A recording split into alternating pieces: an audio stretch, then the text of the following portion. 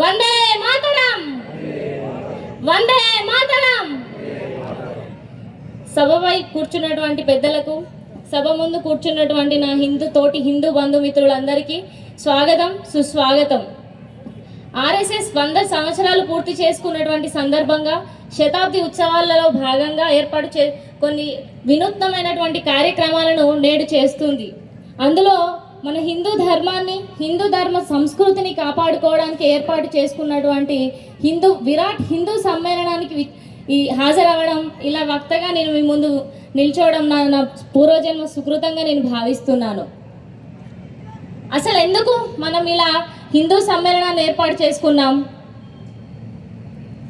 మన భారతదేశానికి స్వాతంత్ర్యం వచ్చి 75 సంవత్సరాలు వచ్చింది. ఎన్నో దాడులను తట్టుకుంది. మన సంపదను కూడా ఎంతో కొల్లగొట్టారు. 850 సంవత్సరాలు పరాయి పాలనలో మనం బానిసలుగా బ్రతికాం. అయినా కానీ మన భారతదేశ అస్తిత్వాన్ని మనం కోల్పోలేదంటే దానికి ఉన్న ఏకైక కారణం మన సనాతన ధర్మం. 5000 సంవత్సరాల నాటి మన సనాతన ధర్మమే ఈరోజు మనం ఇక్కడ ఇలా కూర్చోవడానికి గల కారణం. అఖండ భారతదేశంగా మన భారతభూమి ఉన్నప్పుడు చెంగిస్ ఖాన్ లాంటి, అలెగ్జాండర్ లాంటి జగజ్జేతలు కూడా మన భారతదేశాన్ని జయించలేకపోయారు. చివరికి ఒక పిడికిని మట్టిని తీసుకొని వెళ్ళారు. 1000 సంవత్సరాలు పాలించినటువంటి తురుష్కులు, బ్రిటిష్ వాళ్ళు కూడా మన భారతదేశాన్ని ఏం చేయలేకపోయారు. దానికి ఒక వ్యక్తికి ఒక డౌట్ వచ్చింది అన్నట్టు, అసలు ఇంతమంది పరిపాలించినా కూడా భారతదేశం అస్తిత్వాన్ని కోల్పోకుండా ఈనాటికి ప్రపంచంలోకి కళ్ళల్లోకి కళ్ళు పెట్టి చూసుకుంటుంది అంటే దానికి వెనుకున్నటువంటి ధైర్యం ఏంటి అని. దాని వెనుకున్నటువంటి ధైర్యం మనం నమ్మిన దైవం, అదే మన భగవద్గీత. కాదంటారా? భగవద్గీత అనేది మన జీవన విధానం. అది పూజా గదిలో పెట్టుకొని పూజ చేయాల్సిన పుస్తకం అయితే కాదు. ఎంతమంది మన పిల్లలకు భగవద్గీతను పరిచయం చేశారు? ఎంతమంది? వేళ్ల పైన లెక్క పెట్టుకోవచ్చు, వేళ్ల పైన మాత్రమే లెక్క పెట్టుకోవచ్చు. ఇది మన దుస్థితి. ఎందుకు? ఒక క్రిస్టియన్ వ్యక్తిని చూడండి, ఆదివారం చర్చికి వెళ్తాడు, బైబుల్ చదువుతాడు. ఒక ముస్లిం వ్యక్తిని చూడండి, ప్రతిరోజు ఖురాన్ చదువుతాడు, శుక్రవారం నమాజ్ చేస్తాడు. మరి మన హిందువులకు ఎందుకు భగవద్గీత అంటేనే తెలియదు మన పిల్లలకి? ఈరోజు మనం ఎన్నో చూస్తున్నాం. ఒకప్పుడు ధర్మం అంటే ఎలా ఉండదంటే, ఒక పొలంలో ఒక వ్యక్తి ఒక పొలాన్ని అమ్మిండు. అమ్మినప్పుడు ఒక పొలం దున్నుతున్న సమయంలో ఒక బంగారు బిందె దొరికింది. ఆ బంగారు బిందె తీసుకొని వెళ్ళి ఇది నీదంటే నీది, నీదంటే నీదని పోటీ పడ్డారట. అంటే మన ధర్మం అంత గొప్పగా ఉండేది. కానీ ఇప్పుడు ఈ రోజుల్లో ఎందుకు ఇలా అయింది? భగవద్గీత, రామాయణ, ఇతిహాసాల వంటి పురాతనమైనటువంటి గ్రంథాలను మన పిల్లలకు మనం పరిచయం చేయలేకపోవడం. దయచేసి హిందూ బంధుమిత్రులందరికీ నేను ఒకటే కోరుకుంటున్నాను, మన పిల్లలకు మన ధర్మం ఏంటో నేర్పించండి. మన ధర్మం వెనుకున్నటువంటి దాన్ని నేర్పించండి. ఎన్నో ఆత్మహత్యలు చేసుకుంటున్నారు పిల్లలు. ఒకరు హత్యలు, భార్యాభర్తలు చంపుకోవడాలు, నరుకోవడాలు, పరువు హత్యలు. ఎందుకు ఇవన్నీ? ధర్మం తెలియకపోవడం వల్లనే. కేవలం అది ధర్మం తెలియకపోవడం వల్లనే. మనం మన పిల్లలకు ధర్మం నేర్పించలేకపోతే పక్కనోడు వచ్చి మనకు అధర్మాన్ని పరిచయం చేస్తాడు.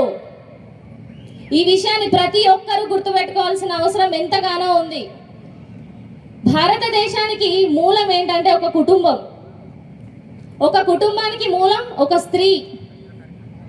ఒక కుటుంబానికి మూలం ఒక స్త్రీ. ఒక వ్యక్తిని వీరుడిగా తయారు చేయాలన్నా, చాతకాని దద్దమ్మను తయారు చేయాలన్నా కేవలం అది స్త్రీ చేతుల్లోనే ఉంది. ఎంతమంది స్త్రీలు వారి కుమారులను వీరుల్లా తీర్చిదిద్దడానికి ప్రయత్నిస్తున్నారు? ఇంతమంది ఉన్నాం కదా. ఇందులో ఇప్పుడు నేను నా వైపు నుండి ఒక ప్రశ్నను అడగాలనుకుంటున్నాను మిత్రులారా. 15 నుండి 30 సంవత్సరాల మధ్య యువత ఎంతమంది ఈ సభకు హాజరయ్యారు? ఎంతమంది? ఒక్కసారి చేతులెత్తండి. మన భారతదేశం మన వేములవాడలో ఉన్నటువంటి యువత ఇంతేనా? మన యువత? ఒక భారతదేశం కాదు, లాంటి ఎన్నో దేశాలు ముందుకు సాగాలంటే యువతే కారణం. యువతకి అసలు భారతదేశం అంటే నాది, నా దేశం, నా భూమి, నా కర్మభూమి అనేటువంటి భావన కలగజేయలేకపోతున్నారు మీరు. ఎప్పుడు ఆ ఫోన్లలోనేనా, ఫోన్లలో రీల్స్ చూడడం, అవి ఏమొస్తున్నాయి, అసలు ఏంటి, ఎక్కడికి వెళ్తుంది మన సమాజం? ఈరోజు ఒక విద్యార్థిని గురువు గొప్పదా గూగుల్ గొప్పదా అని అడిగితే గూగులే గొప్పదంటాడు. గూగుల్కి విచక్షణ ఉంటుందా? ఏ వయసు వారు అడుగుతున్నాడు, ఏం ప్రశ్న అడుగుతున్నాడు, ఏం చెప్పాలి, ఏం సమాధానం చెప్పాలి అని తెలుస్తుందా? అదే ఒక గురువుని అడగండి, నీ వయసును బట్టి నీకు ఎంత చెప్పాలో అంతే చెప్తాడు.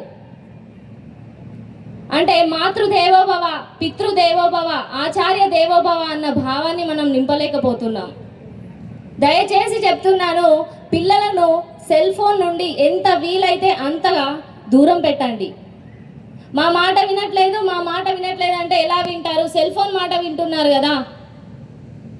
కనీసం వారు ఆత్మహత్యలు చేసుకోకుండా అలాంటి ధైర్యాన్ని కూడా మనం నింపలేకపోతున్నాం. ఈ సభాముఖంగా నేను మీ అందరినీ కోరుకునేది ఒక్కటే, ఇప్పుడు రానున్న సమ్మర్లో సెలవు దినాల్లో ప్రతి ఒక్కరికి రామాయణం, మహాభారతం, ఇతిహాస గ్రంథాల గురించి తెలియజేయండి. ప్రతిరోజు 1 గంట వారితో సమయాన్ని కూర్చొని వారికి తెలియజేయండి. గుళ్ళల్లో అర్చకులను అడగండి, అర్చకుల వారంలో 1 రోజు వారికి మా పిల్లలకి ఇది నేర్పండి, ఈ ధర్మాన్ని నేర్పండి అని చెప్పండి. ఇంకొక విషయం, మన ఆడపిల్లల బాధ్యత మనదే, మన ఆడపిల్లల బాధ్యత మనది మాత్రమే. ఎవడో వచ్చి మన పైన అధికారం చేయాల్సిన అవసరం లేదు. ఈరోజు మనం హిందూ ధర్మాన్ని కాపాడుకోవాల్సిన బాధ్యత మనందరి భుజస్కంధాల పైన ఉంది. అందుకే దయచేసి హిందూ ధర్మం యొక్క గొప్పతనాన్ని మన పిల్లలకు తెలియజేయవలసిందిగా కోరుకుంటున్నాను. ఇంతటి గొప్ప అవకాశాన్ని ఇచ్చినటువంటి వేములవాడ ప్రజలకు మరియు ఆ పెద్దలకు నా యొక్క నమస్సుమాంజలు తెలుపుకుంటూ ఇంతటితో ముగిస్తున్నాను. జై హింద్, భారత్ మాతాకి వందే మాతరం.